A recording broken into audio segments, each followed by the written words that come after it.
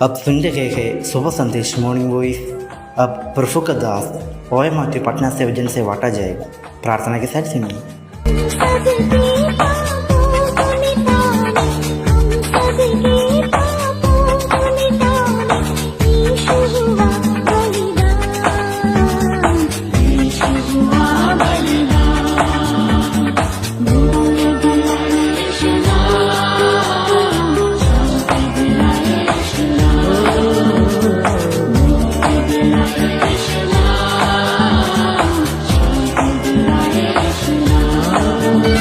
परमेश्वर के नाम की स्तुति हो।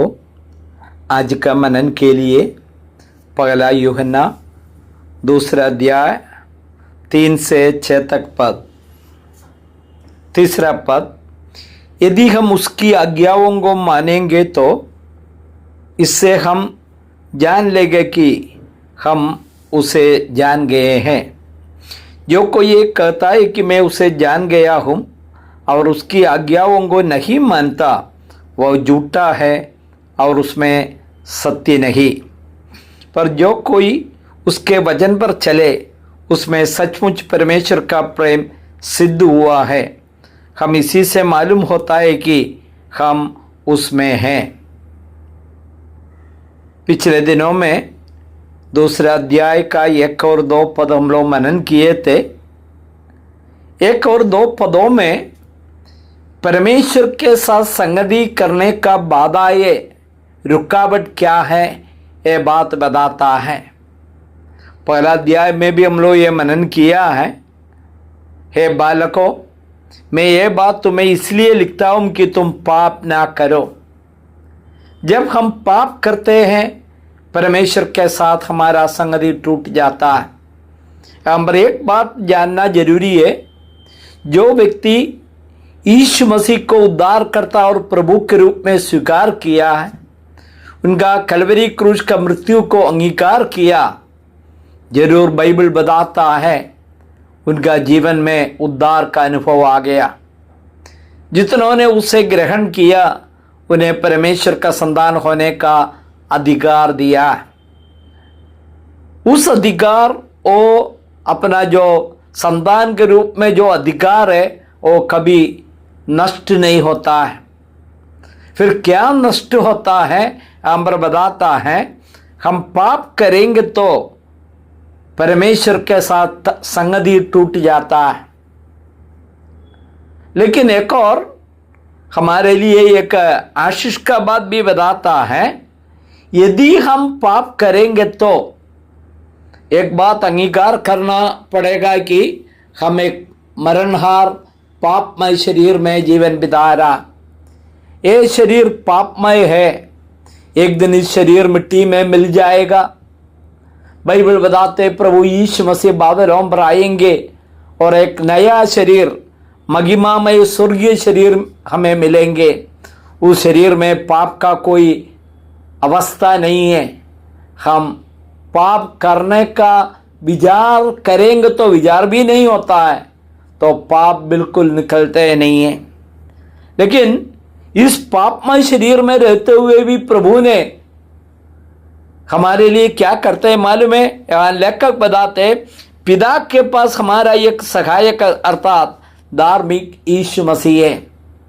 भाइयों, यीशु मसीह का प्रेम केवल कलवरी क्रूस से समाप्त नहीं होता है। कई लोगों का विचार, यीशु मसीह आया, हम सबका पाप लेकर क्रूस पर मर गया, मारा गया, गाड़ा दिया, तीसरा दिन मरे से जी उठा, इसके बाद उन्होंने स्वर्ग में चले गया। अभी हमारा काम है हम मेहनत करके आत्मिक जीवन में आगे बढ़ना।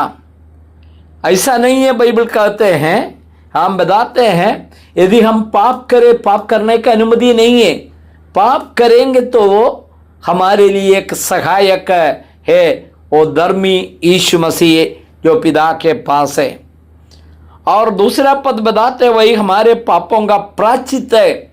उन्होंने एक बार कलवरी क्रूस पर हमारा पापों के लिए प्रायश्चित हुआ। वो केवल हमारा नहीं, जो विश्वासी को जो यूहन्ना लिख रहा, केवल आपका नहीं वरन सारे जगत का पापों का भी। यही एक महत्वपूर्ण बात है। सारे जगत का लोगों को पाप से बचाना ये परमेश्वर का योजना था। तो परमेश्वर के साथ संगति करने का रुकावट क्या है? पाप। प्यारे भाइयों, पाप नहीं करना। लेकिन संगति का फल क्या है? तीसरा पद से हम लोग पढ़ते हैं, यदि हम उसकी आज्ञाओं को मानेंगे तो इससे हम जान लेंगे कि हम उसे जान गया। हम परमेश्वर को जान रहा है, इसका मतलब है, इसको हम दूसरे शब्दों में कहे, हम परमेश्वर की आज्ञाओं को पालन करते हैं। यहाँ पर जो आज्ञा, जो व्यवस्था जो मूसा के द्वारा दिया गया, वो पालन करने का बात नहीं है।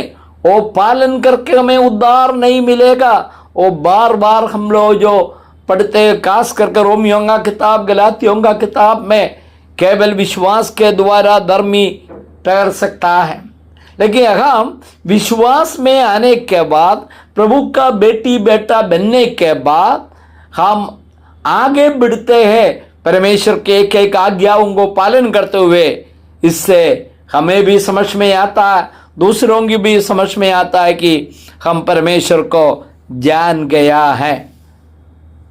4 पद में बताते, जो कोई ये कहता है कि उसे जान गया हूं और उसकी आज्ञाओं को नहीं मानता, वह झूठा है और उसमें सत्य नहीं है। ये शब्द को बार बार बता रहा। पहला अध्याय में भी हम लोग देखा, जो झूठा शब्द और सत्य पर नहीं चलते, यदि जान गया कह रहा है और उनका आज्ञाओं को पालन नहीं कर रहा, बाइबल बताते हम झूठा। एक और बार अपने आप को जांच कर देखिए, हम सच में झूठा है, मैं सत्य पर चल रही कि नहीं। सुनने वाला सबको प्रभु आशीष दे। परमेश्वर के नाम की स्तुति हो। आमीन।